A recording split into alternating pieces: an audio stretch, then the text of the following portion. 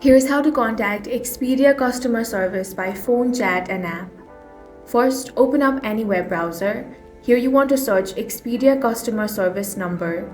You're going to get a couple of options over here. You have the United States option, the toll-free number option, or if you are traveling abroad. Go ahead and select the phone number according to your situation and then dial it. From there, you can easily contact Expedia customer service via phone. Next, you want to open up any web browser and head over to expedia.com. Make sure to log into your account. Now click on this chat icon. From here, you can simply contact the customer support via chat. Now, if you want to contact Expedia customer service using the app, open up the application, log into your account. Now tap on the account icon at the bottom right corner. From here, select help and feedback. Then you want to select the chat option. Now simply type in your problem over here. Then the customer service will get in contact with you and help you fix your problem.